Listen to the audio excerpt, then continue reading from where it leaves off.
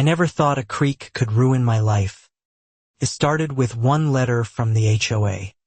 Then came the bulldozers, right at my property line. Within weeks, my backyard turned into a construction site. I fought back, and they crushed me for it. 6 months later, everything changed overnight. Their perfect neighborhood began sinking into the ground, and the woman who destroyed my life had nowhere left to hide. My name is Claire Bennett, and I'm a hydrogeologist, though most of my neighbors just knew me as the water lady who worked from home. My husband Mark designs software from our converted garage. We bought our house in Meadow Hollow Estates 4 years ago because of one thing: the quiet, spring-fed creek running along our back fence. That creek, Bell Creek, wasn't just pretty. My late father, Walter Hensley, had actually engineered part of the neighborhood's original drainage system 30 years earlier, back when Meadow Hollow was still farmland. He always said the creek was the safety valve for the whole subdivision. I never imagined I'd have to prove that to anyone. The trouble began the same year Deborah Callahan became HOA president. Everyone called her Debbie, though never to her face if they wanted to stay on her good side. She was polished, charming at block parties, and utterly terrifying in board meetings, where she treated every rule in the bylaws like scripture only she was allowed to interpret. Debbie wanted a new access road connecting the neighborhood's back cul-de-sac to the highway, cutting commute times for residents in the newer, pricier section she and her husband Richard had helped develop. The problem was simple: the shortest, cheapest route ran directly through the low wetland buffer that fed Bell Creek. At the spring HOA meeting, Debbie presented glossy renderings of the road like she was selling vacation packages. "Progress benefits everyone," she said, smiling at the room. I raised my hand and asked which engineering firm had surveyed the wetland. She waved the question away. "That's already been handled, Claire." I pressed further, because already been handled is not an answer a hydrogeologist accepts. County records showed no wetland delineation study on file for that parcel. When I said so out loud, Debbie's smile didn't move, but her eyes did, flicking toward Richard in the back row like she was checking his reaction. After the meeting, Linda Marsh, the HOA treasurer and Debbie's closest ally, cornered me by the coffee table. "Don't make this personal," she said sweetly. "Debbie's just trying to raise property values for everyone, including you." I told her I wasn't against a road. I was against building one illegally. That night, I pulled county GIS maps and cross-referenced them with my father's old drainage schematics, still boxed up in our garage. Bell Creek wasn't a decorative stream. It was the discharge point for groundwater flowing beneath nearly a third of the neighborhood, including, ironically, the newer luxury homes on Callahan Ridge. I drafted a polite, detailed email to the board explaining the hydrology, attaching my father's old plans and county wetland classification data. I copied every board member. 3 replied with thanks. Debbie replied with a single line: "Noted. The engineering has already been reviewed by qualified professionals." I asked which professionals. No answer came. 2 days later, a stapled notice appeared on my mailbox, a friendly reminder that my mailbox post was 2 inches taller than HOA code allowed. I'd lived there 4 years. Nobody had ever mentioned the mailbox before. Mark laughed it off as pettiness, but I recognized the pattern immediately from my father's old stories about small-town politics. When you can't win an argument, You punish the person who made it.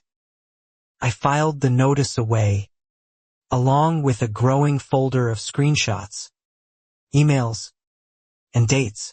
Priya Nair, my neighbor across the street and the only other person on our street willing to question the board out loud, warned me over coffee. Debbie doesn't forget, she said. Last year a guy complained about assessment fees. Within a month he had 4 violation notices and a lien threat. I asked Priya why nobody had ever formally challenged Debbie's authority. She shrugged. Losing resale value if they're the difficult house. Debbie's smart. Herself. She just bends the ones around her until they point at whoever she wants gone. Still, I kept documenting. I requested the road's permit application from the county planning office, expecting a routine wait. Instead, the clerk told me no permit application for a Meadow Hollow connector road existed yet at all. Debbie had presented renderings for a project that wasn't even legally filed. I brought this to the board in writing. Calmly, factually, no accusations. Tom Reyes, the newest board member, a quiet retired firefighter, was the only one who replied honestly, I didn't know that. I'll ask Debbie directly. 2 days later, Tom told me she'd handle the paperwork before groundbreaking. That phrase, before groundbreaking, told me everything. She wasn't planning to wait for approval. She was planning to build first and justify it later, the way people do when they're confident nobody will ever make them undo it. I started saving every document with a date and a timestamp. The first real spark came at a Tuesday morning walk. I found survey stakes with pink flags planted directly along my back fence line, cutting straight through the creek buffer onto what I was fairly certain was my property. I called the surveying company listed on the stakes, Voss Paving Company. The dispatcher told me Voss Paving had been contracted by the HOA board for a drainage realignment and access road project. Start date 3 weeks out. I asked who signed the contract. She hesitated, then said, I'd have to check with Mr. Callahan on that. Richard Callahan. Debbie's husband. That was the first crack in the story I hadn't asked for yet. I hadn't realized Richard had any formal role beyond being Debbie's spouse. I filed the name away and called the county recorder's office to check corporate ownership records for Voss Paving Company. The results wouldn't come back for days. In the meantime, I emailed the board demanding to know why survey stakes were on my private property without notice. Debbie responded within the hour this time, uncharacteristically fast. The stakes mark the buffer easement, not your yard. You'll want to check your original plat before making accusations. I checked my plat, feet inside my property line. I sent photos, measurements, and my license survey from closing. Debbie didn't apologize. She simply replied that the surveyor must have made a minor error, and that it... Mark wanted to just let it go, worried about the stress it was putting on me. I understood his instinct, but something about Debbie's tone, calm, dismissive, absolutely certain nothing would touch her, reminded me too much of every warning story Priya and the others had told me. Certainty like that isn't innocent. I requested to speak at the next board meeting, this time formally, on the agenda, not just during open comments. Linda approved it, almost too easily, which should have warned me. When I arrived, the meeting room was packed. More residents than I'd ever seen at an HOA gathering before. Debbie opened by thanking everyone for their patience during this exciting infrastructure upgrade. then handed the floor to me like she was doing me a favor. I laid out the missing permits, the incorrect stake placement, and the wetland classification data showing Bell Creek fed groundwater beneath dozens of homes. Someone in the back, a woman I didn't recognize, asked why the road couldn't just be routed around the wetland instead of through it. Debbie answered before I could. That route adds $40,000 to the special assessment for everyone in this room. Mrs. Worth that. The room murmured. Exactly the way Priya had warned me it would. Debbie had reframed a legal and safety issue into a simple math problem. My creek versus their wallets. It didn't matter that the math was built on a route that hadn't even been formally permitted. After the vote which the board, not the residents, controlled, the board approved, continuing the current construction timeline pending routine permit finalization. 3 votes for, 1 against, Tom Reyes, and 1 abstention. I asked for the vote to be recorded in the minutes exactly that way. Debbie agreed, smiling the entire time. Walking to my car afterward, a man I didn't recognize approached me. He introduced himself as Gary Holt, a contractor who used to bid against Voss Paving on county jobs. You should look into who actually owns Voss, he said quietly. It's not who you think. Then he walked away. I didn't sleep much that night. Between Gary's cryptic warning and Debbie's obvious control over both the board and the narrative, I started to suspect this wasn't simple bureaucratic carelessness. Felt engineered. The way my father used to describe poorly built retaining walls. Solid on the surface, hollow underneath. The next morning, the county recorder's office finally emailed me the ownership records for Voss Paving Company. Listed as a minority partner, holding 20% through a shell entity called RC Holdings LLC, was Richard Callahan. Debbie's husband wasn't just married to the HOA president. He financially profited from her decisions. I sat with that information for a long time before telling anyone. This wasn't petty favoritism anymore. It was a president steering a multi-million-dollar community project toward a company her own husband partly owned. Without disclosing it once in any meeting, any email, or any public document I could find, I brought the ownership records to Tom Reyes privately, not the whole board, because I no longer trusted the whole board. Tom went pale reading it.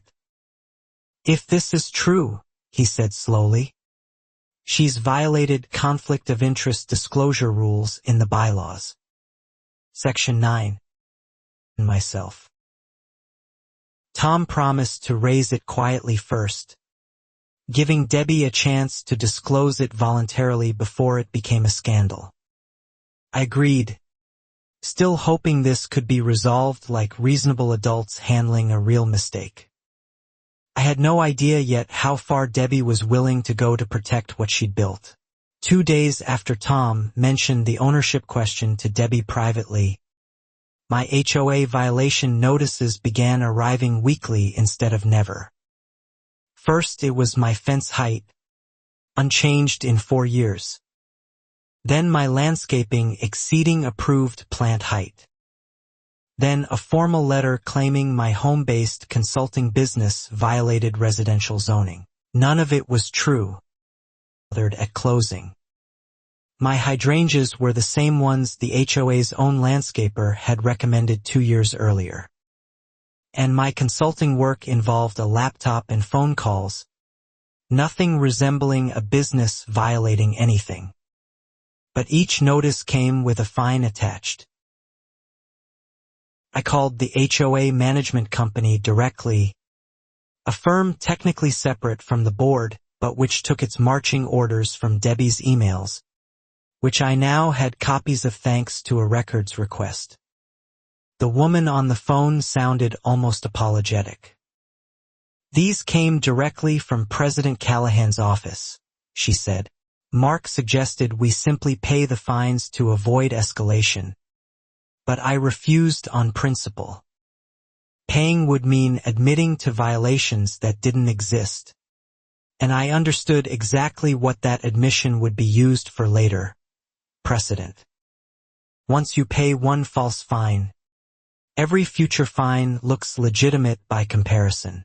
I appealed each violation in writing, citing dates, closing documents, and photographs. The appeals committee, conveniently, consisted of Linda Marsh and one other Debbie loyalist. All 3 appeals were denied within 48 hours, faster than any legitimate review process should reasonably take for genuinely contested claims. Priya started documenting things too, quietly, after watching what was happening to me. She noticed the survey crew had begun clearing brush along the creek buffer without any visible permit posted on site, which was required by county code for any land-disturbing activity over a certain size threshold. I photographed the missing permit posting and reported it to the county code enforcement office. An inspector named Whitmore came out within the week, looked at the site, and left a stop work order taped to the equipment. For exactly 4 days, the bulldozers sat silent. I allowed myself a little hope. On the 5th day, the stop work order was gone, and the crew was back, working faster than before. When I called Inspector Whitmore, he sounded strangely evasive. "The paperwork's been submitted retroactively," he said. "Sometimes that happens with private developments. It's not ideal, but it's technically allowed under county code." I asked how a permit filed after construction already started could retroactively legalize work that had already damaged wetland vegetation. He didn't have a good answer. I started to suspect Richard Callahan's connections extended beyond just Voss Paving Company into the very county offices meant to police it. Gary Holt reached out to me again, this time by phone. "Richard sponsors the County Contractor Licensing Board's annual golf fundraiser," he told me. "Has for 6 years. Doesn't buy votes exactly. Just buys patience. Who ruins Richard Callahan's weekend." I felt sick hearing it. Despite everything, I kept my documentation clean and professional, resisting the urge to post angrily in the neighborhood Facebook group like some residents had started doing. I knew that if this ever reached a courtroom, my credibility as a careful, calm hydrogeologist would matter more than any viral post. Debbie, meanwhile, began a quiet campaign among neighbors, framing me as the woman blocking progress and obsessed with a drainage ditch nobody else cares about.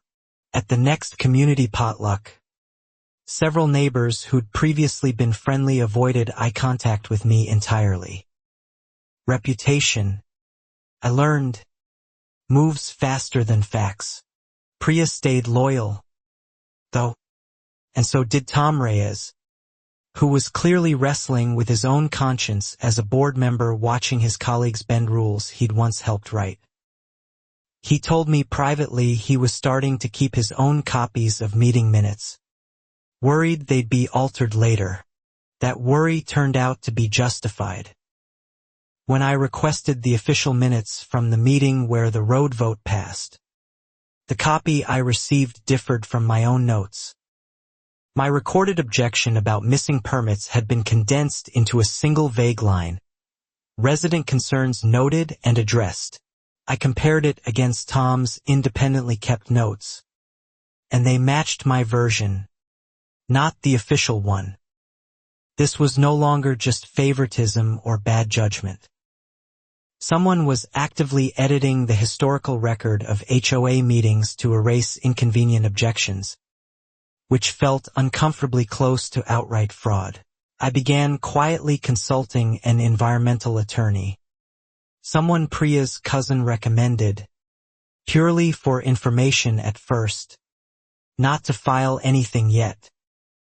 The attorney, a calm woman named Renata Cole, told me the conflict of interest issue alone, if Richard's ownership stake was confirmed, could void the entire construction contract. Renata also flagged something I hadn't considered. If Bell Creek qualified as a federally protected wetland under the Clean Water Act, dumping fill and concrete into it without an Army Corps of Engineers permit wasn't just an HOA bylaw violation. It was potentially a federal crime with real penalties. I filed a formal wetland determination request with the Army Corps of Engineers, attaching my father's original drainage plans and my own hydrological survey. It would take weeks to process. Renata warned me, and construction wouldn't wait for weeks. The bulldozers, by then, were already at the creek's edge. The first truckload of concrete slurry arrived on a gray Thursday morning. I watched from my kitchen window, coffee going cold in my hands, as the mixer backed toward the creek bank exactly where the survey stakes had wrongly marked my property line weeks earlier. Nobody had corrected the error. I ran outside and asked the crew foreman to stop, showing him my property survey on my phone. He shrugged apologetically. "Ma'am, I just follow the marked line. Take it up with the office." The concrete poured anyway, gray and thick, directly into the narrow channel feeding into Bell Creek. I called Inspector Whitmore immediately. He arrived 2 hours later, by which point a section of the creek's natural channel had already been filled and compacted under gravel base.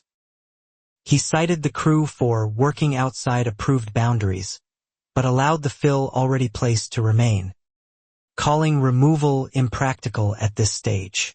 That phrase, impractical at this stage, became the pattern for everything that followed.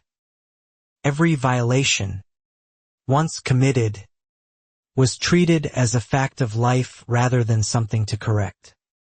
It was as if being caught halfway through breaking a rule somehow legalized the rest of it by default. I documented the fill with photos, GPS coordinates, and water samples showing sediment spikes downstream. Renata told me this was exactly the kind of evidence that mattered later, even if it felt useless in the moment against bulldozers that kept running no matter what any of us said. Debbie sent the neighborhood a cheerful email that week titled, "Exciting Progress on Our New Access Road." It included drone photos of the construction, carefully framed to avoid showing the creek itself. Several neighbors replied with celebratory emojis. Nobody except Priya and Tom seemed to notice what wasn't in the frame. My stress started affecting my sleep, and Mark grew increasingly worried, gently suggesting we consider selling and moving somewhere without an HOA at all. I understood the appeal, but something in me refused. My father built the original drainage system meant to protect this exact ground. I wasn't ready to abandon it. The following week, another violation notice arrived, this time claiming my rain garden, a small landscaped feature designed specifically to filter runoff before it reached the creek, violated unapproved grading rules. The irony wasn't lost on me. The HOA was fining me for protecting water quality while destroying it themselves. I appealed again, this time attaching my professional hydrogeology license and a technical explanation of how rain gardens function. The appeals committee denied it anyway, citing aesthetic inconsistency with neighborhood standards, a phrase so vague it could justify denying literally anything Debbie decided she didn't like that week. Gary Holt called again, sounding more urgent this time. Voss Paving's compacting fill without proper geotechnical testing, he said. I've seen the crew cut corners on soil density reports before, on a project 2 counties over. Ground like that, spring-fed like your creek, it doesn't just sit still forever. I asked Gary why he kept helping me if it risked his own contracting relationships in the county. He was quiet for a moment. Because Richard undercut my bid on 3 jobs using inside information about my numbers, he admitted. I'm not exactly a neutral party here, but I'm not wrong either. That admission complicated things slightly, but it didn't make his information less useful, only less purely altruistic. Renata reminded me that motive doesn't change facts. It just means we needed independent verification. I hired a separate geotechnical engineer, at my own expense, to test soil samples near the fill site. The independent report came back within 10 days, and it was worse than I expected. The fill material lacked proper compaction testing records, and soil borings showed the area sat atop what the report called a shallow perched aquifer with active spring discharge, exactly the kind of ground unsuitable for heavy load-bearing construction. I sent the report to the board immediately, along with a formal written warning that continuing construction without addressing the aquifer risk could result in structural instability, not just for the road, but potentially for any homes built near or on top of the affected drainage path, including Callahan Ridge itself. Debbie's reply came fast and dismissive. We've retained our own engineer, who has found no such issues. We appreciate your continued interest in neighborhood infrastructure, Claire, but perhaps it's best left to licensed professionals. I was, of course, a licensed professional myself, a fact she conveniently never acknowledged in writing. I requested the name and report of their own engineer.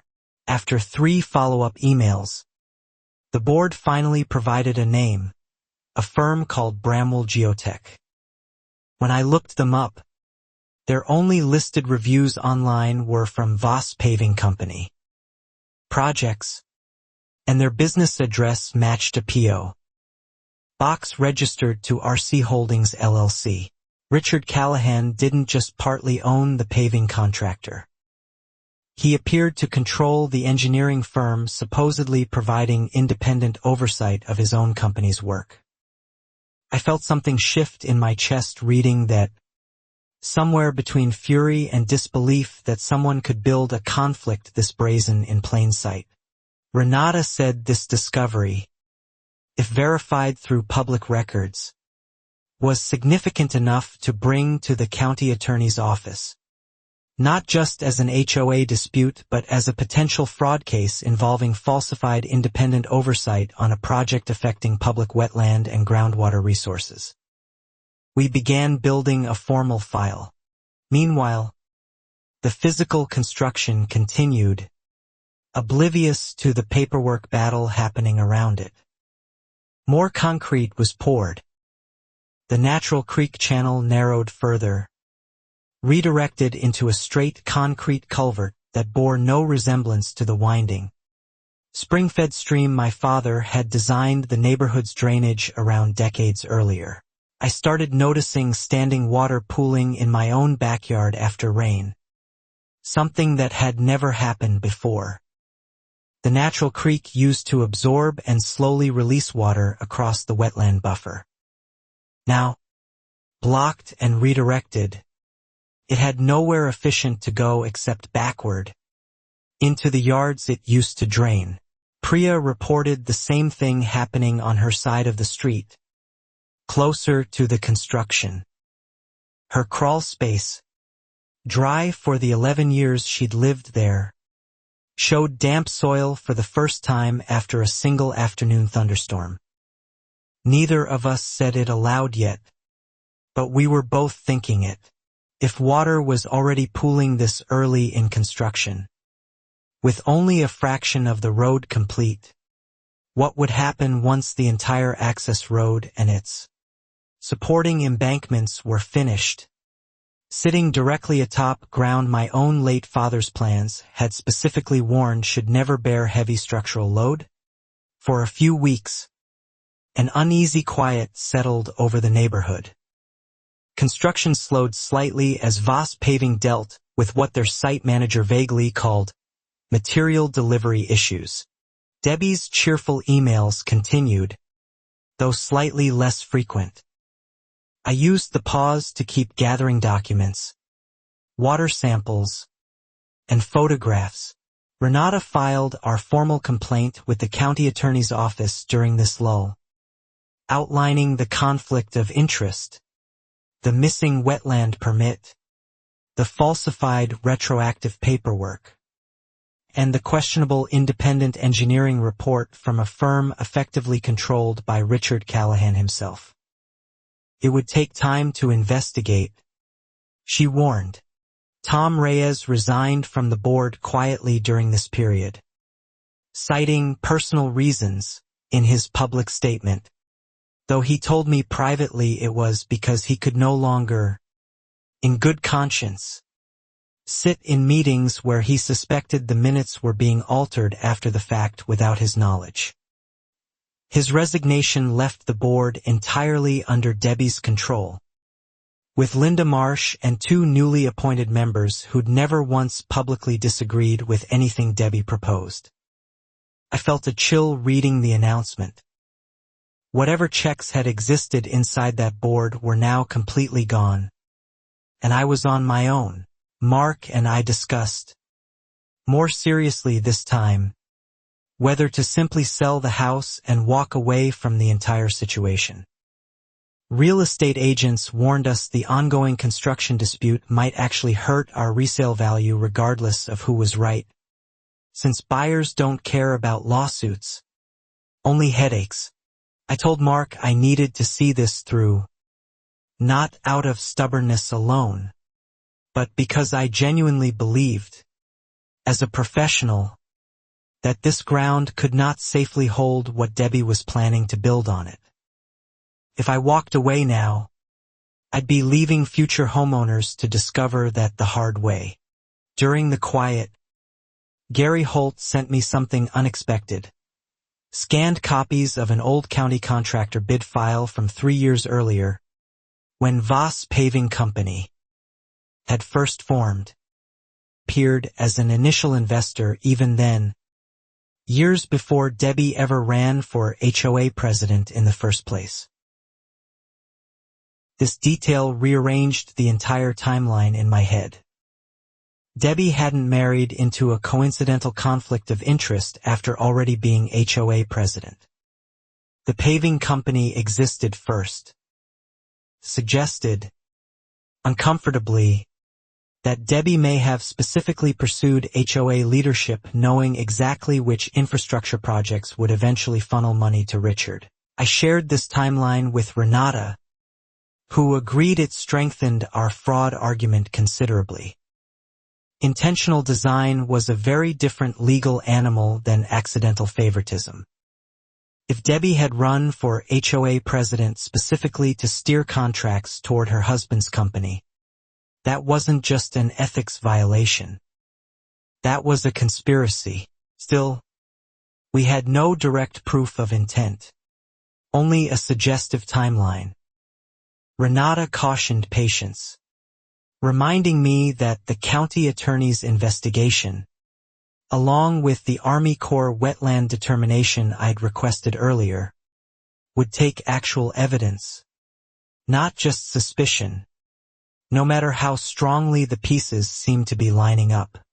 During this lull, I also reconnected with an old colleague of my father's, a retired civil engineer named Frank Osei, who'd worked alongside him on the original Meadow Hollow drainage design decades earlier. Frank still had physical blueprints in his garage, ones even the county's digital archive no longer held. Frank's old plans confirmed what I already suspected. The spring beneath Bell Creek fed directly beneath what was now Callahan Ridge, the newer luxury section of the neighborhood where Debbie and Richard's own home sat. My father had specifically routed the original drainage system around that spring to protect future foundations. "Your dad used to say that spring was like a sleeping dog," Frank told me over coffee, laughing sadly. "Leave it be, and it lies there quiet for 100 years. Poke it hard enough, and it wakes up angry, right underneath whatever you built on top of it without asking." I left Frank's house with copies of the original blueprints and a growing, uneasy certainty about where this was all heading. Debbie wasn't just risking my backyard or Priya's crawl space. She was, quite literally, building her own community's most expensive homes directly on top of the exact danger my father had warned about. The quiet ended abruptly when Voss Paving resumed construction at full speed, apparently having resolved their material delivery issues. This time, the crew brought heavier equipment, and the embankment supporting the new road grew taller each week, compacted soil rising well above the natural grade of the original wetland. I filed another formal objection, attaching Frank's decades-old blueprints and my father's original engineering notes about the sleeping spring beneath what was now Callahan Ridge. Debbie's response, delivered through the management company rather than her own email this time, simply stated the board had already voted and finalized the project. Around this time, my violation notices escalated from fines to formal lien threats. The HOA claimed I owed nearly $4,000 in accumulated fees from fabricated violations I'd contested in writing at every step. Renata advised me to keep contesting each one individually, refusing to let a single false claim stand unchallenged. The stress bled into every corner of my life. I stopped attending the neighborhood book club Priya and I used to enjoy, unwilling to sit across from women who'd started treating me like a problem rather than a neighbor. Mark began working shorter hours just to be home more, worried about me.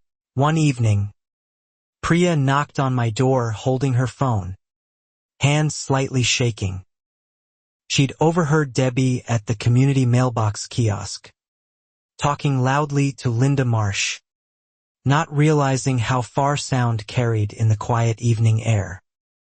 "Once the road's paved," Debbie had said, "nobody's going to care about some ditch." Priya had recorded a few seconds of it on her phone before they noticed her and walked away.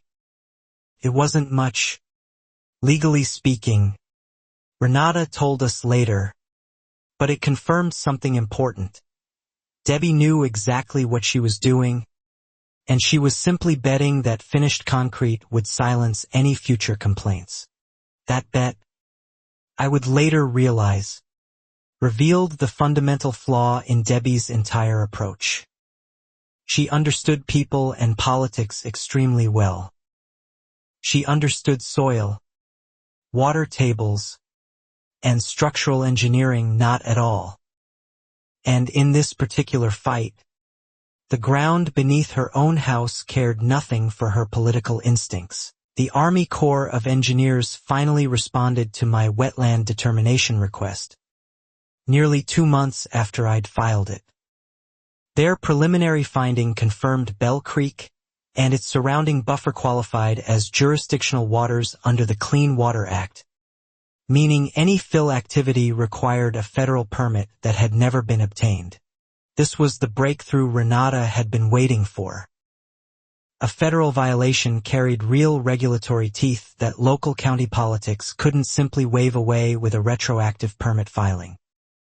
She immediately forwarded the Corps' determination to the county attorney's office to strengthen our existing complaint about the falsified paperwork. I felt, for the first time in months, something resembling hope. But hope, I was learning, moved much slower than bulldozers.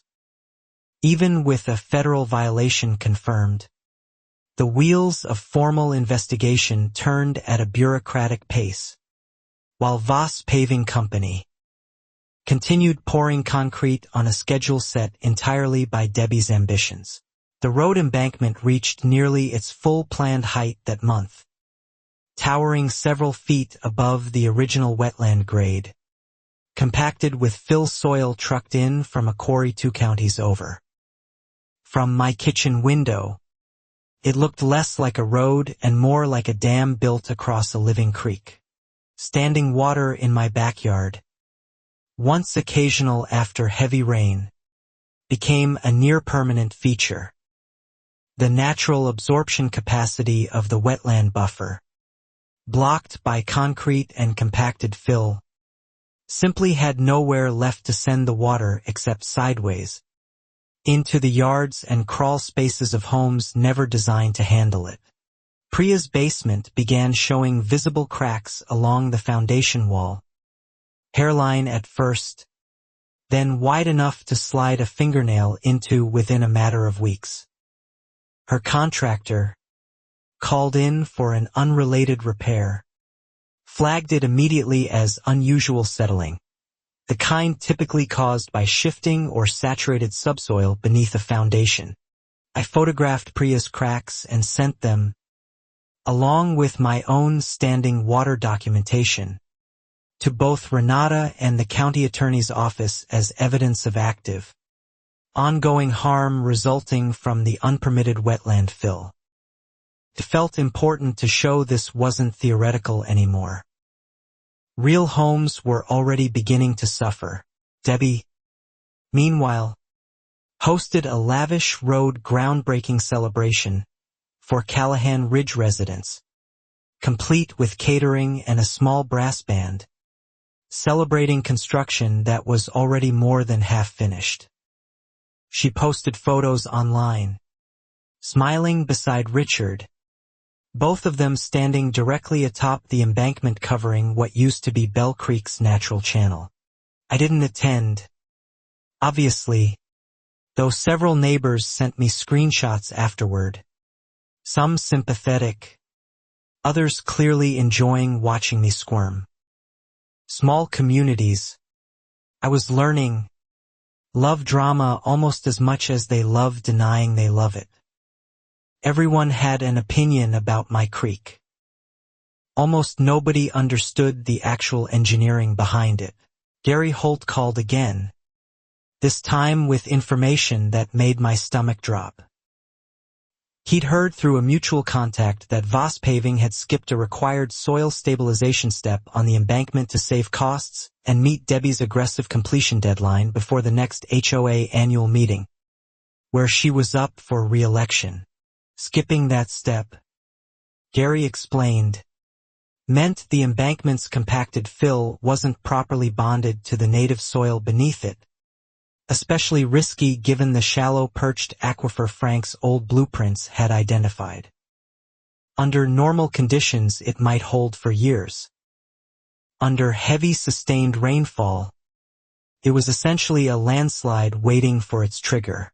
I brought this new information to Renata immediately, and she suggested we request an emergency safety inspection through the county building department, separate from the ongoing fraud investigation, specifically citing the geotechnical risk to nearby structures. It felt like grasping at every lever available, hoping one of them might actually move. The county sent an inspector, a different one than Whitmore this time, a younger man named Diaz who seemed genuinely concerned after walking the embankment himself. He noted visible seepage at the base of the fill slope, unusual for a structure supposedly compacted and finished according to approved engineering specifications months earlier. Inspector Diaz recommended a follow-up geotechnical review before any further construction, the first genuinely cautious official response I'd received in this entire process. Debbie, predictably, appealed the recommendation through the HOA's attorney, arguing the seepage was normal groundwater movement, unrelated to the embankment's structural integrity or construction quality. The appeal delayed Diaz's recommended review by another 3 weeks. Weeks during which the embankment continued settling under its own weight and the first real summer. Thunderstorms of the season began rolling through the region, dumping inches of rain in single afternoons onto ground already saturated from months of blocked drainage. I watched one such storm from my window, rain hammering the compacted fill slope, water pooling faster than it could drain anywhere at all. The thin, dark crack appeared along the embankment's shoulder that evening, barely visible unless you knew exactly where to look. I photographed it immediately, dated and time-stamped. I sent the photo to Inspector Diaz, Renata, and the county attorney's office simultaneously, along with a written warning that this crack, combined with the previously noted seepage and the skipped stabilization step Gary had described, suggested active slope failure beginning, not years away, but potentially within the current rainy season. Debbie's response, once again filtered through the HOA's attorney rather than her own words, dismissed my warning as an unqualified resident's alarmist speculation. Despite my hydrogeology license being a matter of public record, she'd referenced dismissively herself months earlier when it suited her argument instead of undermining it.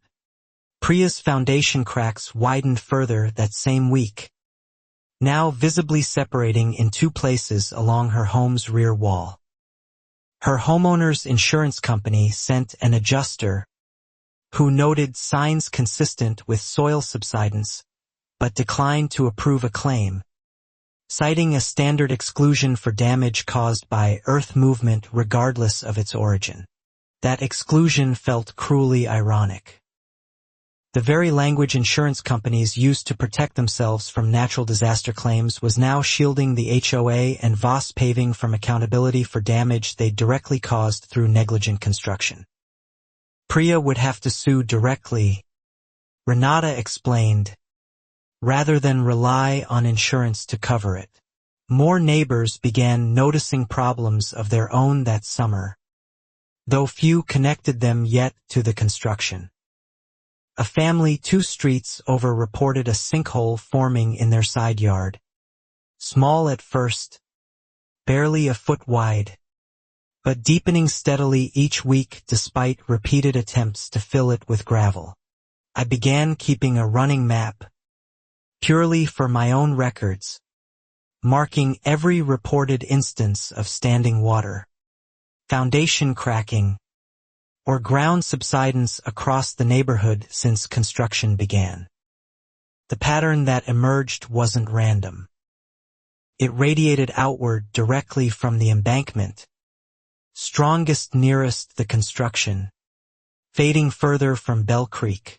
I shared this map with Renata, who forwarded it to both the county attorney's office and, at my suggestion, to Inspector Diaz directly, hoping visual evidence of a spreading pattern might carry more weight than my written warnings alone had managed to so far against Debbie's confident, dismissive public statements. Debbie held an emergency HOA meeting that week, not to address the growing concerns, but to introduce a new special assessment to fund additional landscaping beautification around the new access road. Nobody mentioned the cracks, the sinkholes, or the seepage. The meeting felt, to those of us paying attention, almost surreal. I stood up during public comment and asked directly whether the board planned to address the documented foundation damage occurring on multiple properties since construction began. Debbie's answer was smooth and immediate. Claire, we understand you're passionate about this, but let's not turn a landscaping discussion into fear-mongering. Please. The room laughed. A few uncomfortable chuckles that stung more than outright hostility would have. I sat down, humiliated, aware that Debbie had once again successfully reframed a legitimate engineering concern into personal obsession. But I noticed something else that night too. Debbie looked tired, thinner, her polish slightly cracking. Later, Priya told me she'd heard through the neighborhood grapevine that Debbie and Richard's own home on Callahan Ridge had developed a strange, persistent musty smell in their finished basement, one their housekeeper had mentioned to another housekeeper, who'd mentioned it to someone else. The way small neighborhoods always eventually talk. I felt no satisfaction hearing it yet. Only a grim confirmation of what Frank Osei's old blueprints had warned about months earlier. The sleeping spring beneath Callahan Ridge, disturbed by construction and block drainage, was apparently waking exactly where my father had predicted it eventually would if anyone ever built there. The county attorney's office finally scheduled a formal meeting with Renata and me to review our full complaint file, nearly 4 months after we'd first submitted it. The delay had been agonizing, but the meeting itself felt promising. The assistant county attorney assigned, a methodical woman named Patricia Kwan, seemed genuinely alarmed. Patricia confirmed that the retroactive permit filing, combined with Richard Callahan's undisclosed ownership stakes in both the paving contractor and the supposedly independent engineering firm, constituted grounds for a formal fraud investigation, separate from the Army Corps' ongoing wetland violation review regarding the unpermitted fill in Bell Creek's federally protected channel. She warned us, however, that formal investigations moved slowly, often taking 6 months to a year before any enforcement action, criminal or civil, actually materialized. In the meantime, nothing legally prevented Debbie or Voss Paving from continuing construction, since no court order had yet been issued halting the project. Renata pushed for an emergency injunction, arguing the documented structural risk to nearby homes justified immediate court intervention rather than waiting for the slower fraud investigation to conclude. Patricia agreed to support the request with the county's evidence, and Renata filed for a hearing within the following 2 weeks. Debbie's attorney fought the injunction aggressively, submitting Bramwell Geotech's original engineering report, the one from the firm secretly connected to RC Holdings LLC, as evidence the embankment was structurally sound. The judge, unaware yet of the ownership connection, seemed initially inclined to take the report at face value. Renata countered by introducing the public corporate records showing Richard Callahan's ownership stake in Bramwell Geotech alongside Voss Paving Company, directly undermining the report's supposed independence. The judge's expression shifted visibly reading it. The first time I saw a neutral third party react with genuine surprise at what we'd uncovered. The judge granted a partial injunction, halting any further fill or grading work pending an independent, court-appointed geotechnical review, though he stopped short of ordering removal of the existing embankment, calling that a more drastic remedy warranting further evidence before disrupting an already completed structure of this scale. Felt like a partial victory, the first real legal check on Debbie's momentum since this entire ordeal began. Construction stopped, at least temporarily, and a court-appointed engineer, someone with no ties to either side, would finally assess the embankment's true structural risk using proper, unbiased professional standards this time.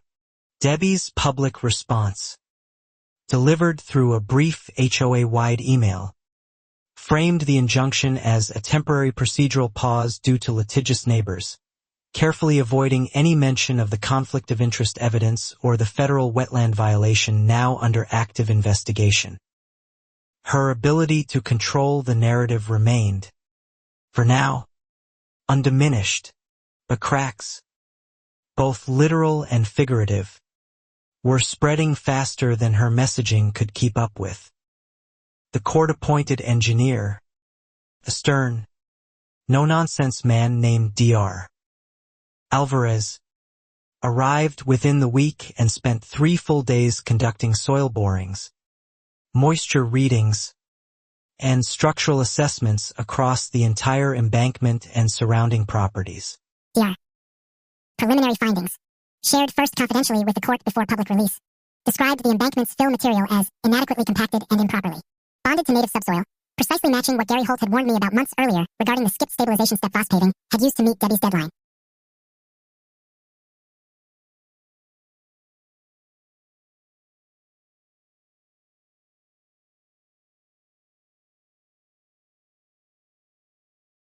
More alarmingly, Dr. Alvarez's moisture readings beneath Callahan Ridge itself showed the shallow perched aquifer Frank's old blueprints identified was now measurably rising, its natural discharge path blocked entirely by the new embankment, with nowhere left to go except upward, directly beneath the foundations of the neighborhood's most expensive homes. This isn't a matter of if, Dr. Alvarez reportedly told the judge during a private conference, according to Renata's later account. It's a matter of when, and under what rainfall conditions, before the saturated ground beneath those structures loses enough bearing capacity to cause differential settlement severe enough to be dangerous. The judge, upon hearing this, expanded the injunction to require immediate remedial drainage measures at HOA expense, though he still declined to order full removal of the embankment, wanting Dr. Alvarez's complete final report before mandating something as costly and disruptive as tearing out months of finished construction. Debbie's attorney requested a private settlement conference with Renata and me shortly after this ruling, the first time in the entire ordeal Debbie had signaled any willingness to negotiate rather than dismiss or fight. I felt a strange mixture of vindication and exhaustion sitting across from her lawyer that afternoon. The proposed settlement offered to repair my property's drainage issues and drop all outstanding violation fines and liens, in exchange for my signing a confidentiality agreement and formally withdrawing my complaints to both the county attorney and the Army Corps of Engineers. I asked Renata what she thought. Renata's advice was blunt. Signing would protect my own property but do nothing to address the structural risk to Priya's home, the sinkholes forming elsewhere in the neighborhood, or the underlying fraud involving Richard Callahan's hidden ownership stakes. It would simply buy Debbie's silence at my expense alone. I declined the settlement, telling Debbie's attorney directly that this was never only about my backyard. Debbie's reaction, relayed secondhand through Renata, was reportedly furious, the first genuine crack in her composed public persona that anyone outside her closest allies had witnessed since the entire dispute began months earlier. Within days, the HOA board, still entirely composed of Debbie's loyalists, voted to initiate formal foreclosure proceedings against my property, citing the still unpaid violation liens I'd been contesting individually for months. It was an escalation so extreme, so clearly retaliatory, that even Renata seemed momentarily stunned by its audacity. Renata immediately filed for an emergency stay on the foreclosure proceedings, arguing successfully that the underlying violations were currently under active legal dispute, and that initiating foreclosure now constituted clear retaliation for my role in the ongoing fraud and wetland violation investigations against the board's own president. The judge granted the stay without hesitation, and his written order included a pointed line noting the timing of the foreclosure vote, occurring days after I declined, a settlement requiring my silence, raises significant concerns regarding the board's motivations that this court expects to be addressed in future proceedings. That single sentence from the judge felt like the first time an outside authority had openly acknowledged what Priya, Tom, Gary, and I had known for months. This was never really about mailbox heights or hydrangea bushes. It was about one woman's willingness to weaponize institutional power to protect her own interests. Debbie's public support within the neighborhood, already thinning after the Facebook group had started circulating screenshots of the judge's foreclosure ruling, began collapsing further. Several residents who'd previously avoided me at the mailbox suddenly wanted to talk, asking quiet, nervous questions about whether their own homes might be at risk too. I answered honestly every time, careful not to speculate beyond what Dr. Alvarez's actual findings supported, but unwilling any longer to soften the truth simply to preserve anyone's comfort. The ground beneath Meadow Hollow Estates was, quite literally, shifting, and pretending otherwise would only put more people in danger. Debbie, cornered and losing control of the narrative for the first time, made her most extreme move yet. She called an emergency closed-door board session and, without any public notice or resident input, authorized an additional $500,000 special assessment to fund structural remediation, quietly routed once again through Voss Paving Company. When residents demanded transparency about where this new money would actually go, Debbie claimed it was necessary to address minor drainage concerns raised by overly cautious residents, carefully avoiding any mention of Dr. Alvarez's court-ordered findings or the rising aquifer beneath Callahan Ridge that the money would supposedly address. Gary Holt discovered, through a contact still working construction contracts in the county, that Voss Paving intended to use the new assessment money not for genuine remedial drainage work, but to quietly reinforce the foundations specifically beneath Callahan Ridge homes first, including Debbie and Richard's own house, before addressing anyone else's. This was, in essence, an attempt to use every other homeowner's forced financial contribution to save Debbie's own house first, while the actual documented damage to Priya's foundation and the growing neighborhood sinkholes remained unaddressed, buried beneath vague language about prioritized structural assessment zones in the assessment's fine print. I brought this discovery to Renata, Patricia Kwan, and Inspector Diaz simultaneously, along with Gary's information about the fund's true intended allocation. Patricia confirmed that misappropriating HOA-wide emergency assessment funds for the personal benefit of board members' own properties could constitute embezzlement under state homeowners association law. Debbie, apparently sensing the walls closing in faster than she could rebuild them, made her most reckless decision of the entire ordeal. She instructed Voss Paving to begin the reinforcement work beneath Callahan Ridge immediately, before the court-appointed review concluded and before the special assessment vote had even been finalized. This unauthorized, rushed work involved injecting stabilizing grout beneath several Callahan Ridge foundations, including Debbie's own home, using heavy equipment that vibrated the already saturated, already destabilized ground surrounding the blocked aquifer far more aggressively than Dr. Alvarez's report had ever recommended for remediation of this specific type of soil condition. Dr. Upon learning through Inspector Diaz that unauthorized work had begun on the exact ground his court-ordered review was actively studying, filed an emergency motion asking the judge to hold Debbie and the HOA board in contempt for violating the existing injunction against further construction activity.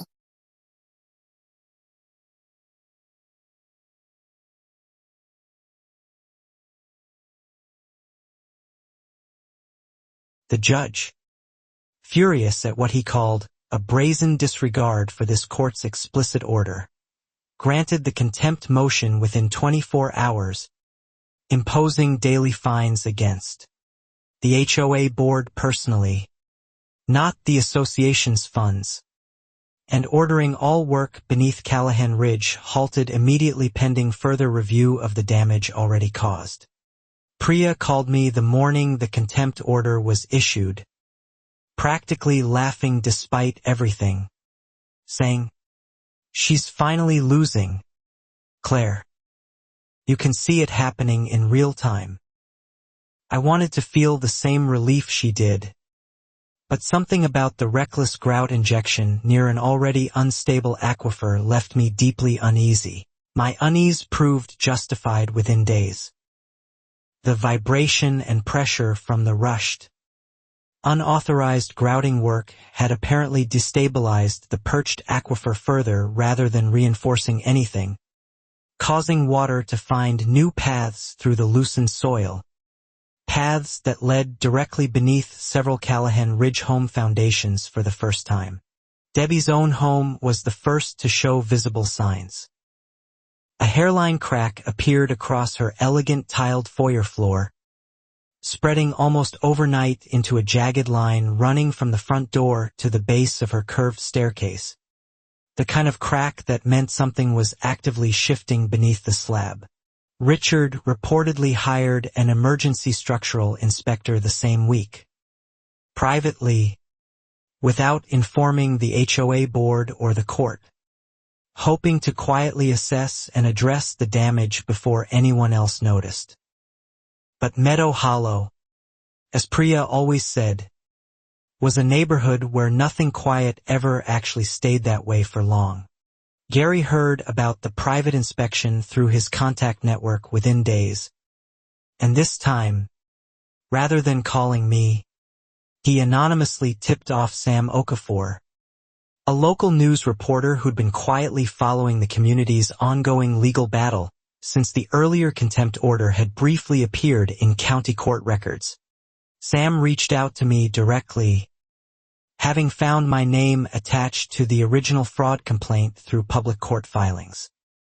I hesitated at first, wary of media attention, but Renata encouraged me to speak with him, reasoning that public scrutiny might finally provide the accountability that county bureaucracy alone had failed to deliver.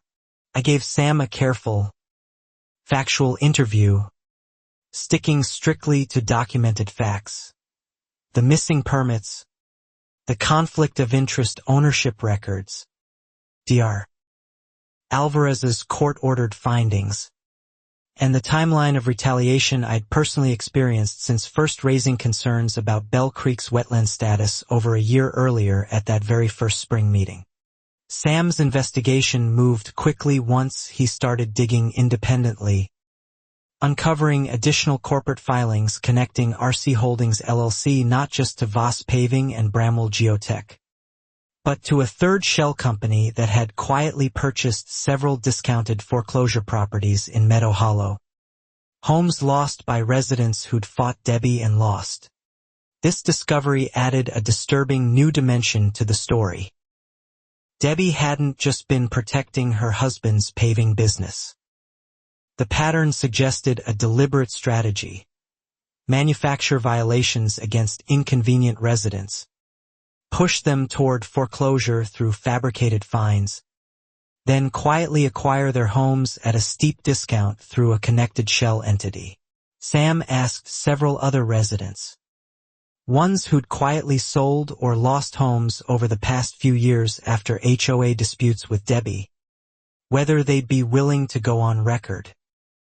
Two agreed immediately, having harbored suspicions for years without ever having concrete evidence connecting their situations to any larger, coordinated scheme. While Sam's investigation deepened, the physical situation beneath Callahan Ridge continued deteriorating rapidly. The crack in Debbie's foyer widened enough that her front door began sticking in its frame, no longer sitting flush against a foundation that was measurably settling unevenly beneath the pressure of rising, redirected groundwater. Richard's private inspector, according to information Gary later confirmed through his contacts, delivered a grim verbal assessment.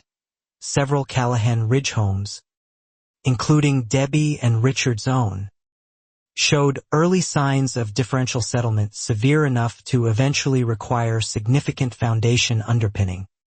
An expensive, disruptive repair typically costing hundreds of thousands of dollars. Debbie, apparently choosing panic over transparency even in her own household, reportedly instructed the private inspector to keep his findings confidential, even from her own board members, while she scrambled to figure out how to address the damage without publicly admitting the very structural risk she'd spent months dismissing as fearmongering. Meanwhile, the special assessment vote, delayed by the contempt order and mounting public scrutiny, finally came before the full neighborhood at a packed, tense meeting. Several residents, armed with information from Sam's preliminary reporting, openly questioned why the funds seemed designed to prioritize Callahan Ridge repairs over documented damage elsewhere first. Debbie, visibly rattled for the first time I'd ever witnessed in over a year of meetings, fumbled her usual smooth deflections, insisting the prioritization was purely technical, based on engineering necessity, a claim that rang hollow against Dr. Alvarez's actual court filings, which named Priya's home as equally at risk. The assessment vote failed, narrowly, the first time in Debbie's entire tenure as HOA president that a major initiative she'd personally championed didn't pass. She left the meeting early, without her usual closing remarks, something several longtime residents noted afterward as distinctly, uncharacteristically unlike the confident woman they'd known for years. Sam's article published 2 days later, detailed, carefully sourced, and impossible for anyone in the neighborhood to ignore. It laid out the conflict of interest ownership structure, the falsified retroactive permits, the federal wetland violation, the contempt of court order, and the pattern of foreclosed properties quietly acquired through Debbie and Richard's connected shell company. The article spread through the neighborhood Facebook group within hours. Then beyond it, picked up by a regional news outlet covering local government accountability stories. My phone buzzed constantly that day, some messages supportive, a few still defensive of Debbie, but the overwhelming majority finally, genuinely alarmed by what they were reading. Debbie released a statement through her attorney calling the article a one-sided, sensationalized attack orchestrated by a disgruntled neighbor with a personal vendetta, a characterization that felt increasingly absurd given the mounting court records, contempt findings, and independent corporate filings that had nothing to do with my personal feelings toward her.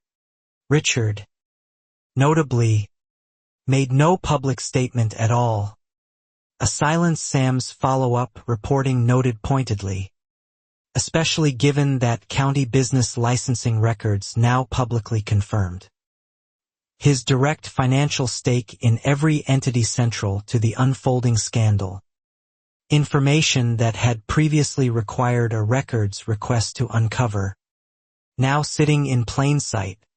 The county attorney's office, facing sudden public pressure following Sam's article, accelerated their previously slow-moving fraud investigation, issuing subpoenas for Voss Paving's full financial records, Bramwell Geotech's client history, and RC Holdings LLC's complete corporate formation documents, seeking to establish a clear, prosecutable timeline of intentional wrongdoing.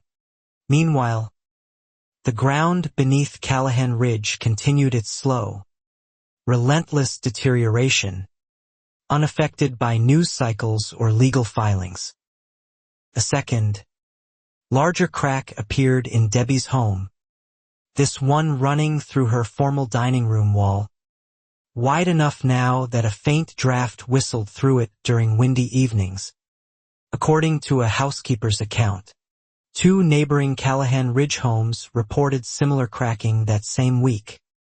Their owners, previously among Debbie's most loyal supporters, suddenly demanding answers from the very HOA leadership they'd defended for over a year. The irony wasn't lost on Priya, who texted me simply, "Karma has excellent timing." Apparently, Debbie called an emergency, invitation-only meeting for Callahan Ridge residents specifically, attempting to control the narrative before it spread further, promising a comprehensive private remediation plan, funded through means she didn't specify clearly. Several attendees later described the meeting as tense, with pointed questions she visibly struggled to answer. I wasn't invited, obviously, but Gary's contacts within Voss Paving confirmed the company had quietly begun refusing further work orders from Richard, having grown wary of legal exposure given the mounting subpoenas and contempt findings now publicly associated with the project they'd been contracted to build months earlier. Without Voss Paving willing to continue work, Debbie scrambled to find another contractor willing to address the worsening structural damage beneath her own home, discovering quickly that word travels fast in the small world of regional contractors, and few companies wanted to touch a project this legally radioactive right now. At the absolute peak of her desperation, Debbie made what I later learned was her final, most extreme decision. She attempted to have county records quietly amend the original wetland classification of Bell Creek, using her remaining influence with a county planning employee who owed Richard a personal favor from years earlier. This attempt, thankfully, failed immediately once discovered. The employee, a junior planner named Owens, panicked when Inspector Diaz noticed the suspicious record modification request in the system's audit log and, facing his own potential criminal liability, cooperated fully with investigators, describing exactly how Richard had approached him weeks earlier. Owens's cooperation gave Patricia Kwan's fraud investigation its clearest, most damning piece of evidence yet, a documented, attempted bribery of a public official to retroactively falsify federal wetland records, directly connecting Richard Callahan to obstruction of an active investigation, not just the original conflict of interest and permit violations already under review. The county attorney's office moved swiftly once Owens's statement was formally documented, obtaining an emergency warrant to search Voss Paving's offices and RC Holdings, LLC's financial records directly. Rather than waiting for the slower subpoena compliance process the company's attorneys had been deliberately dragging out for weeks already. The search uncovered internal emails between Richard and Debbie, ones neither had realized were preserved on company servers, discussing the road project's routing. Decisions in explicit terms that left no ambiguity about their shared awareness of the wetland risk and their deliberate choice to proceed anyway for financial gain. One particular email, dated months before the initial HOA vote approving the road, showed Debbie writing to Richard, "Don't worry about the creek lady. I'll handle the board. Just make sure Voss underbids Holt's company before anyone else finds out about the wetland thing." The creek lady, obviously, was me. Reading that email, once Renata received a copy through the ongoing legal proceedings, felt like finally seeing the full shape of something I'd only glimpsed in fragments for over a year. This was never accidental favoritism or simple stubbornness. It was calculated, deliberate, and planned before I'd even raised my first objection. Patricia Kwan's office formally charged Richard Callahan, with attempted bribery of a public official and fraud related to the falsified retroactive permits, while separately opening a parallel criminal referral against Debbie for conspiracy, given the newly discovered emails demonstrating her direct, documented awareness and active concealment of the wetland violation. News of the criminal charges spread through Meadow Hollow faster than any HOA newsletter ever had. The Facebook group, once carefully moderated to remove any criticism of Debbie, exploded with screenshots of the leaked emails, shared first by an anonymous account many suspected, correctly, belonged to Owens himself, seeking some redemption. Debbie resigned from the HOA board that same evening, releasing a brief statement citing personal and family matters requiring my full attention, a phrase that felt almost darkly comedic given that her family's foundation was, quite literally, cracking apart beneath her feet while her legal troubles multiplied by the day. I read her resignation letter twice, searching for any hint of acknowledgement or apology, finding none. Even facing criminal charges, even watching her own home deteriorate, Debbie's final public statement managed to avoid taking responsibility for a single decision she'd made over the entire course of this year-long ordeal. Linda Marsh, sensing which way the wind was now blowing, quickly distanced herself from Debbie publicly, releasing her own statement claiming she'd always had concerns about the road project's engineering, despite having personally voted to approve it and having denied every single one of my formal appeals without exception. Priya laughed bitterly reading Linda's statement aloud to me over the phone. Suddenly everyone had concerns, she said. Nobody had concerns when you were the one getting foreclosure notices. I appreciated her anger on my behalf, though honestly, I'd expected exactly this kind of convenient, self-protective memory revision from people like Linda. The court-ordered geotechnical review, now completed in full by Dr. Alvarez, was submitted to the presiding judge with a stark, unambiguous conclusion: the embankment and surrounding fill required complete removal and the natural creek channel needed full restoration to prevent continued, worsening structural damage throughout the affected neighborhood section. The judge, reviewing Dr. Alvarez's report alongside the newly discovered criminal evidence against Debbie and Richard, ordered the HOA to begin immediate remediation, funded not through another special assessment burdening innocent residents, but through an emergency lien placed directly against RC Holdings LLC's remaining corporate assets and properties. This ruling felt, finally, like genuine justice rather than another procedural delay.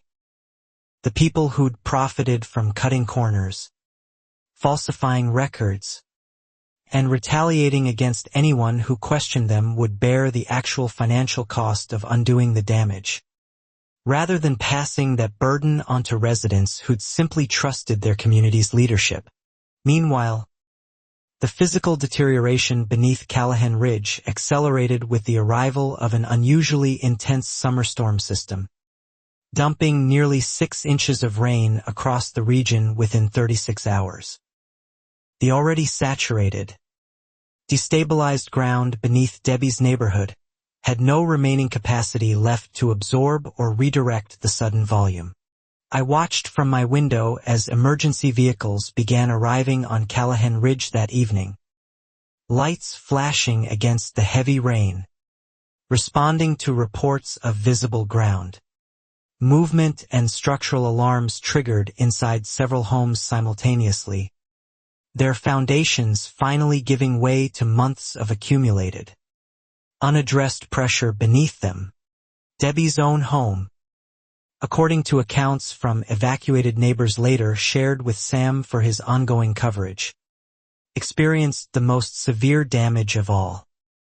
A significant section of her rear foundation slab visibly buckled and sank nearly 8 inches overnight, causing structural cracks to spread rapidly through multiple load-bearing walls.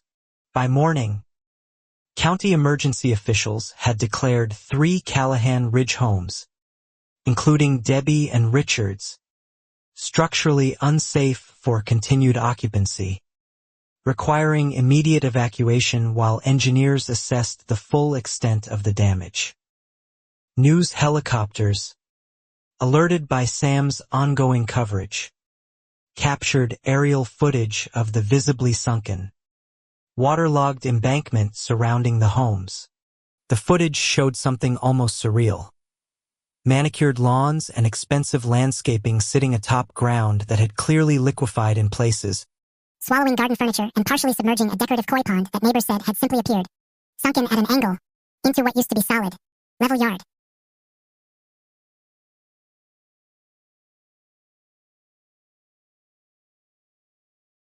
Sam's follow-up article, published the same day, included a photo that quickly went viral across social media. Debbie's elegant front porch, tilted several degrees off level, its once pristine white columns now visibly cracked, standing above ground that had, quite literally, turned into exactly the swamp Bell Creek had always naturally wanted to be. Watching the footage myself, I felt an unexpected mixture of emotions. Vindication, certainly, but also a strange, quiet sadness that it had come to genuine physical danger and displaced families before anyone with real authority had taken the risk seriously enough to act before disaster, rather than after it. Priya had no such complicated feelings. She stood in my kitchen watching the news footage with me, arms crossed, and said simply, "She had a year, Claire.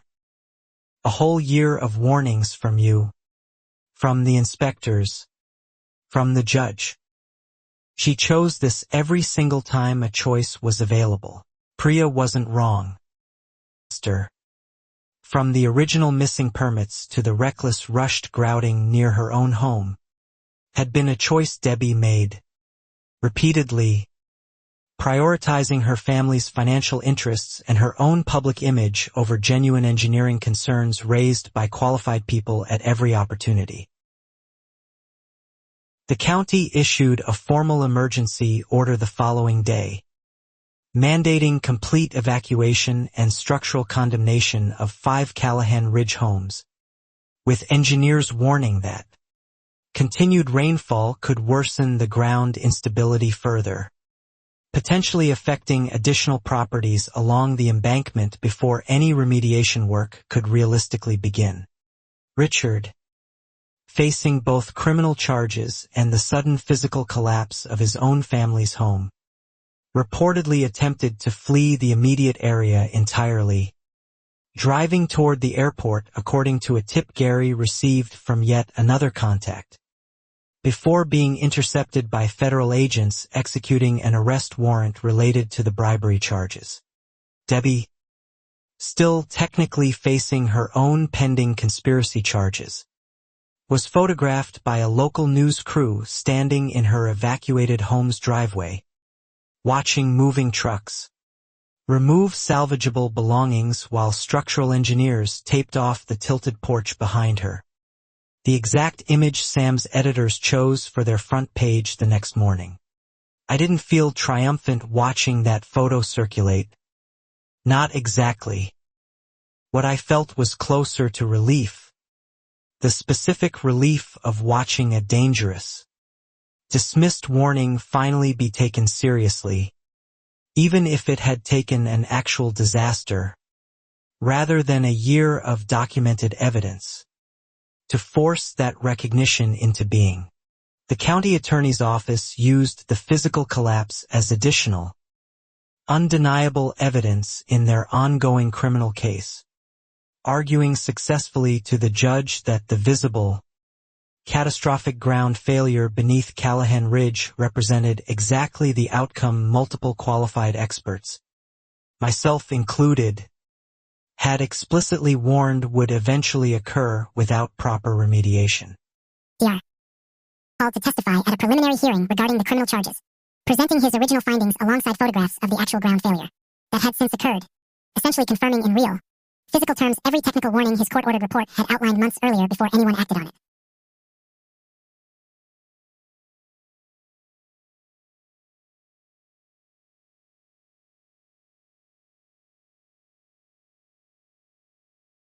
Debbie's defense attorney attempted to argue the ground failure was an unforeseeable natural disaster unrelated to construction decisions. Acclaimed DR. Alvarez dismantled methodically on the stand, walking the court through the direct causal chain connecting the skipped stabilization step, the blocked aquifer discharge, and the eventual, entirely predictable slope failure. The judge, clearly unpersuaded by the defense's framing, noted for the record that predictable consequences of documented negligence do not become unforeseeable, simply because the defendant chose not to listen to the qualified professionals repeatedly warning her, in writing, over an extended period exceeding 1 full year. That statement, read aloud in open court and later quoted in full by Sam's ongoing coverage, felt like the closest thing to a formal, official vindication I'd experienced throughout the entire exhausting ordeal. A neutral judge stating plainly what I'd been trying to convince an entire neighborhood board of for over a year. Priya sent me the article the moment it published, adding only a single message: "Told you karma keeps excellent records." I laughed for the first time in what felt like months, sitting alone in my kitchen, looking out at my own backyard, finally beginning to drain properly now that the embankment work had stopped. The remediation work Dr. Alvarez had recommended began within weeks, funded entirely through the emergency lien against RC Holdings LLC's remaining assets, exactly as the judge had ordered. Crews arrived to begin the slow, careful process of removing the compacted fill and restoring Bell Creek's original, natural channel. I watched, almost disbelieving, as excavators carefully pulled apart the concrete and compacted soil that had blocked my creek for over a year, water immediately beginning to find its old, familiar path again the moment enough fill was cleared away, as though the ground itself remembered exactly where it belonged. Frank Osei came by to watch part of the restoration work with me one afternoon, standing quietly at my fence line for a long while before speaking. "Your father would have liked seeing this," he finally said. He always believed water finds its way back eventually, one way or another, given enough time. The restoration crew, working from Dr. Alvarez's detailed specifications, took nearly 3 months to fully remove the embankment and reestablish proper drainage patterns throughout the affected area, carefully monitoring groundwater levels beneath Callahan Ridge as the perched aquifer gradually returned to its original, natural discharge behavior after months of disruption. Priya's foundation, assessed separately by an independent engineer once the underlying drainage issue was corrected, required significant but ultimately manageable repair work. Fully covered through a separate civil settlement, Renata helped her negotiate directly against RC Holdings LLC's remaining liquidated assets, rather than her own homeowner's insurance policy.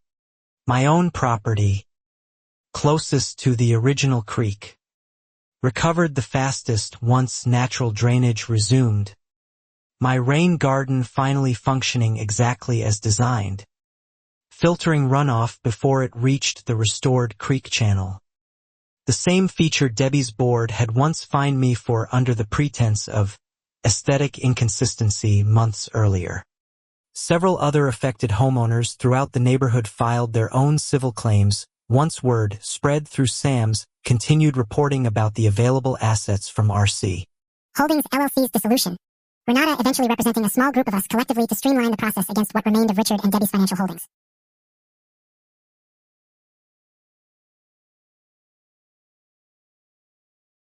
The criminal case against Richard proceeded first. Given the more straightforward bribery evidence from Owens's cooperation and the clear corporate paper trail connecting him to every entity involved in the scheme, from the original underbid contract through the attempted falsification of the federal wetland classification records months later. Richard ultimately pleaded guilty to bribery of a public official and construction fraud, accepting a plea agreement that included significant prison time, substantial financial restitution to affected homeowners, and a permanent ban from holding any ownership stake in construction or engineering companies operating within the state going forward.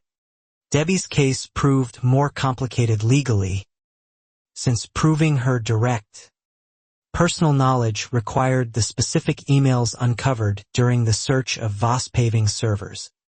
Emails her defense attorney fought hard to have excluded, arguing they'd been obtained through an improperly broadened warrant originally intended only for financial records. The judge, after lengthy arguments, ultimately ruled the emails admissible, finding the search warrant's scope reasonably encompassed communications relevant to the financial fraud under investigation, a ruling that effectively sealed Debbie's fate, since those emails represented the clearest possible evidence of her documented personal awareness of the wetland risk. Facing overwhelming evidence and the likelihood of a much harsher sentence at trial, Debbie eventually accepted her own plea agreement, pleading guilty to conspiracy to commit fraud and obstruction of an official proceeding related to her role in facilitating Owens's attempted falsification of the federal wetland classification records. Her sentencing hearing, held on a gray autumn morning nearly 18 months after that first spring meeting where she dismissed my initial concerns about the road project, drew a surprisingly large crowd of Meadow Hollow residents, myself and Priya included, sitting quietly in the courtroom's back rows together. Debbie addressed the court briefly before sentencing, her voice noticeably smaller than the confident tone I remembered from countless HOA meetings, offering what sounded like a rehearsed apology focused mostly on the financial hardship her actions had caused residents, still notably avoiding any mention of the environmental or safety concerns. The judge, before delivering the sentence, addressed her directly and pointedly. "You were warned, repeatedly, by a licensed professional whose only apparent fault was being correct before it was convenient for you to admit it. That warning cost you nothing to heed. Your choice to ignore it cost everyone else dearly." Debbie received a sentence including probation, community service, and substantial financial restitution, though notably less prison time than Richard, given her attorney's argument that she'd primarily acted to protect her husband's business interests rather than directly profiting herself, a distinction the judge acknowledged while still condemning her conduct firmly. Following sentencing, both Debbie and Richard's remaining assets, including their now heavily damaged Callahan Ridge home, were liquidated as part of the court-ordered restitution process. The property eventually sold at a steep loss to a developer specializing in structural rehabilitation projects. Given its documented foundation issues, I learned, months later through Sam's continued coverage, that the developer who purchased Debbie's former home planned to fully demolish and rebuild it using proper engineering standards ironically finally installing the kind of foundation design accounting for the shallow aquifer that my father's original plans had specifically warned about decades earlier. The new HOA board, elected following Debbie's resignation and subsequent criminal proceedings, invited me to join as a technical advisor. Given my professional background and, as several new board members openly acknowledged, my extensive documented history of trying to prevent exactly the disaster the neighborhood had ultimately experienced, I accepted, cautiously, on the condition that all future infrastructure decisions require independent engineering review with no financial connections whatsoever to any board member or their family. A bylaw amendment the new board passed unanimously, several members privately telling me they wished they'd insisted on something similar much earlier. Bell Creek, fully restored to its original natural channel within the year, returned to exactly the quiet, unremarkable stream it had always been before Debbie's ambitions disrupted it. The wetland buffer regrowing steadily with native vegetation the county's restoration ecologists selected specifically to stabilize the surrounding soil long-term. Priya's home, fully repaired, sold surprisingly well the following spring, her family relocating for an unrelated job opportunity. Though she told me before leaving that she'd genuinely miss the neighborhood, now that it's finally being run by people who actually read the engineering reports instead of ignoring them. Tom Reyes rejoined the HOA board at the new members' invitation, bringing back the kind of quiet, careful skepticism that Debbie's tenure had systematically pushed out of every position of authority within the community, a small but meaningful correction to the institutional culture that had allowed her behavior to persist unchecked. Gary Holt's contracting business, ironically, received several new bids from the HOA's restoration projects, the new board specifically seeking out contractors with no prior connection whatsoever to Voss Paving Company or any entity associated with Richard Callahan's now-dissolved business empire throughout the region. I still occasionally saw Debbie around town, though never in Meadow Hollow itself, once at a grocery store 2 towns over, looking noticeably older and smaller than the polished, commanding woman who'd once dismissed my carefully documented warnings as unqualified alarmist speculation in front of an entire packed meeting room. We didn't speak, of us would have said. Honestly, after everything that had happened between that first dismissive email and the eventual courtroom where a judge read her a warning I'd given, unheeded, over a year earlier, back when a simple conversation might have prevented all of it.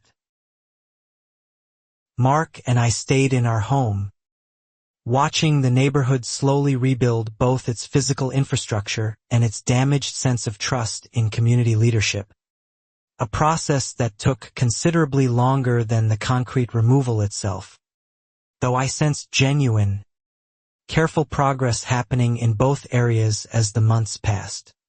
Frank Osei passed away peacefully the following winter, and at his request, I inherited his complete collection of my father's original engineering blueprints, including several I'd never seen before, detailed notes about drainage systems throughout the wider region that I now use professionally in my own consulting work. My consulting business, the same one Debbie's board had once falsely accused of violating residential zoning, actually grew significantly following Sam's coverage of the case, as several neighboring HOAs reached out specifically wanting independent hydrogeological reviews before approving any major infrastructure projects within their own communities going forward. I found a strange, quiet satisfaction in that outcome, knowing that the exact expertise Debbie had spent over a year publicly dismissing and mocking had ultimately become something other communities actively sought out. specifically because of the well-documented, cautionary tale of what happens when that expertise gets ignored.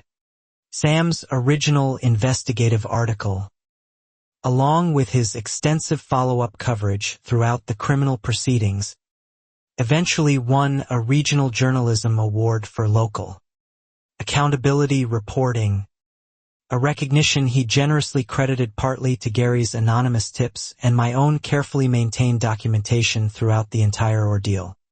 Renata, reflecting on the case during our final meeting once all the civil settlements had been finalized, told me something I still think about regularly.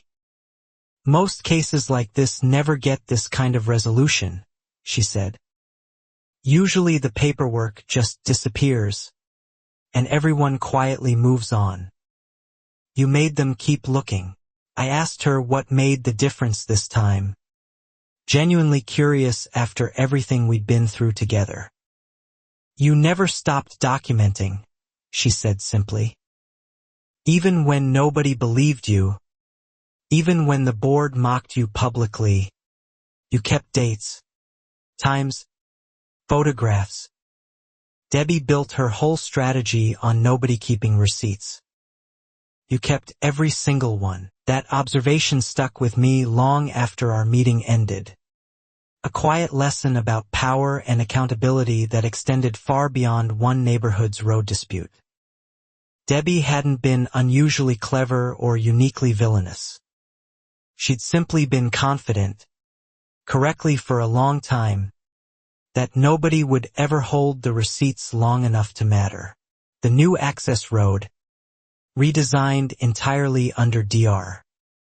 Alvarez's supervision, was eventually built along a longer, more expensive route that avoided the wetland buffer completely, funded partially through the restitution settlements and partially through a properly disclosed, transparently bid special assessment the new board approved with genuine resident input.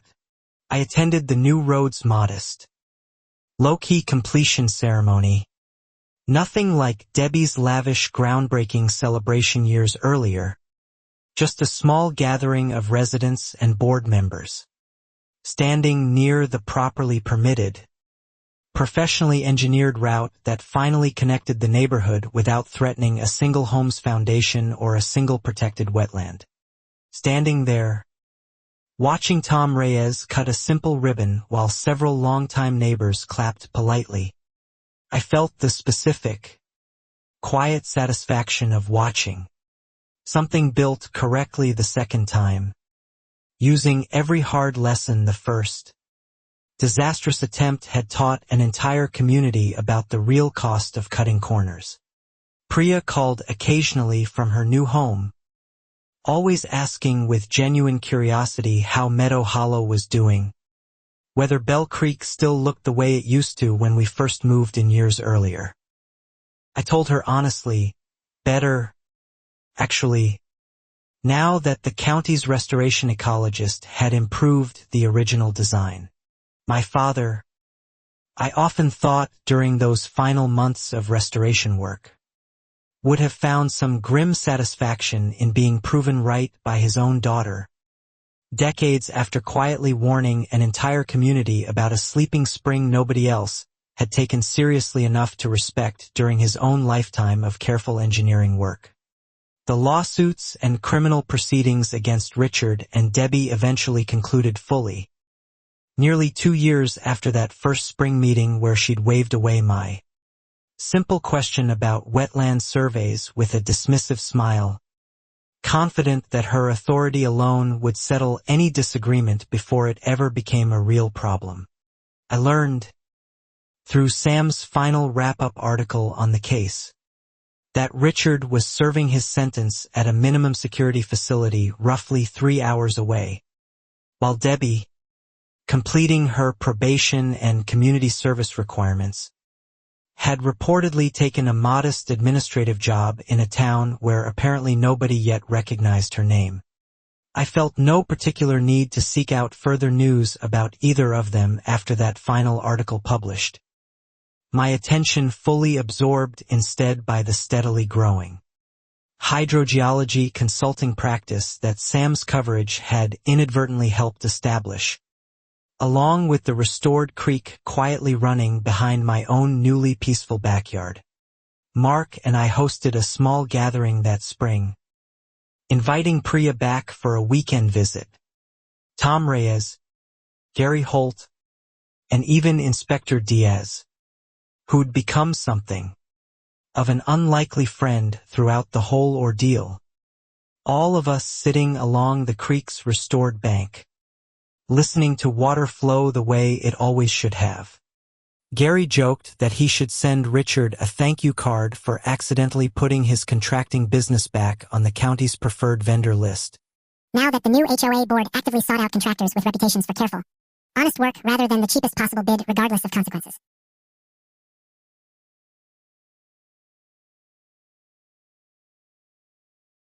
Tom raised a quiet toast that afternoon, simple and heartfelt, to paying attention to the people who actually know what they're talking about, even when it's inconvenient. Everyone laughed, though I noticed more than one person around that fire pit nodding seriously, having learned that particular lesson the hard way themselves. I thought, watching the creek that evening, about how close this entire disaster had come to simply disappearing quietly, the way Renata said most cases, like this usually do, if I'd accepted that early settlement offer, or given up documenting after the first few dismissive emails from Debbie's board. The difference, I realized fully for the first time that evening, wasn't that I was braver or smarter than anyone else who might have found themselves in my position. It was simply that I refused to let confident dismissal replace actual evidence, a stubbornness my father had apparently passed down along with his blueprints. Priya, before leaving that weekend, told me she'd started sharing our story with friends in her new neighborhood, using it as a cautionary example whenever their own HOA board proposed something that felt rushed or poorly explained. People should know how this actually plays out, she said, before it gets this far. I agreed with her completely, though I hoped, honestly, that most communities would never need such an extreme example to understand a simple principle. That ignoring qualified expertise to protect convenient political narratives eventually costs far more, in money and in trust, than simply listening carefully in the first place. Bell Creek, 2 full years after the original disaster, looked almost exactly as it had when Mark and I first bought our home, winding quietly through restored native vegetation, spring-fed and unbothered, exactly the way my father had originally designed it to remain for generations of families he'd never personally meet.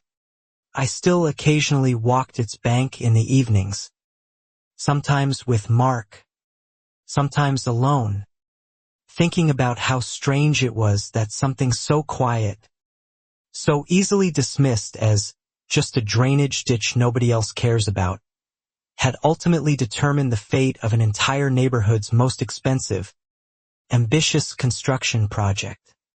The new HOA board, following the bylaw amendments I'd helped draft requiring independent engineering review for major projects, successfully completed several additional infrastructure improvements over the following years without a single major dispute.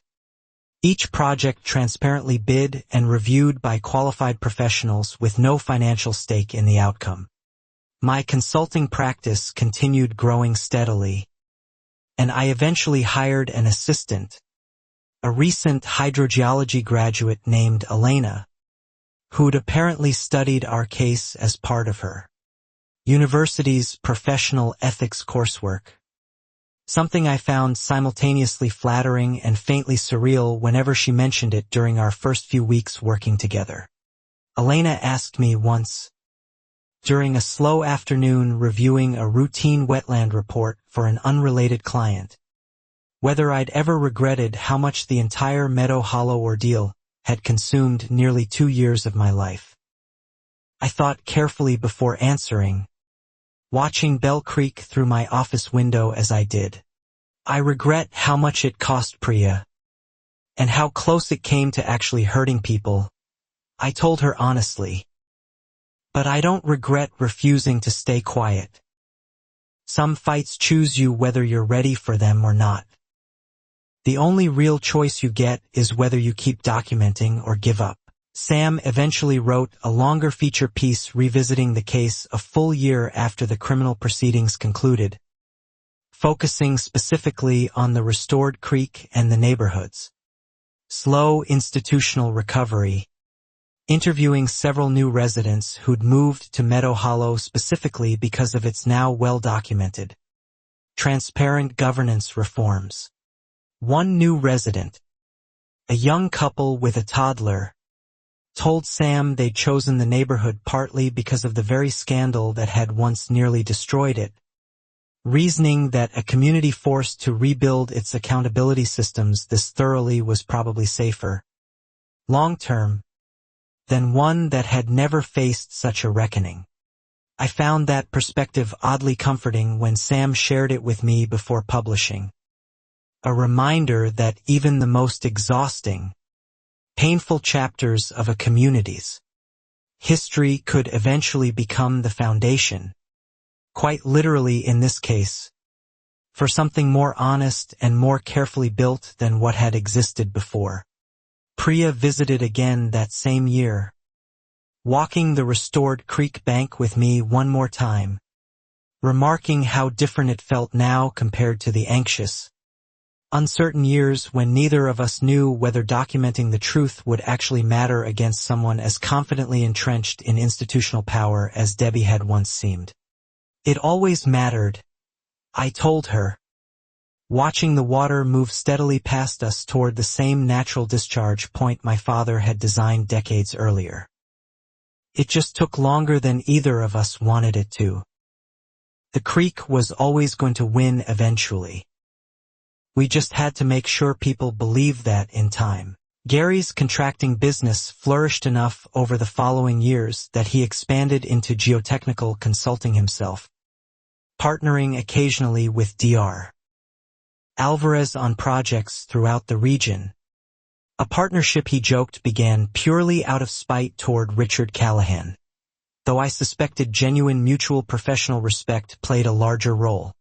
Inspector Diaz received a formal commendation from the county for his role in flagging the original suspicious record modification attempt, a recognition he characteristically downplayed whenever I mentioned it, insisting he'd simply done his job correctly, unlike several colleagues who'd looked the other way for years under Richard's quiet influence.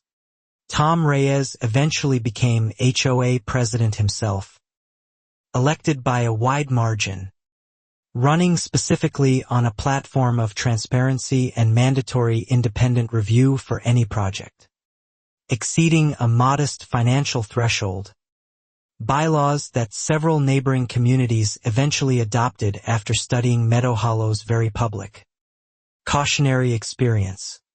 I sometimes wondered, during quiet evenings by the restored creek, what might have happened if Debbie had simply listened during that very first spring meeting, if she'd commissioned an honest wetland survey instead of dismissing my question with a practiced smile and a confident, ultimately catastrophic assumption of her own authority. The honest answer, I eventually decided, was that the road probably could have been built safely all along, just along a longer, slightly more expensive route, the same one eventually constructed years later under Dr.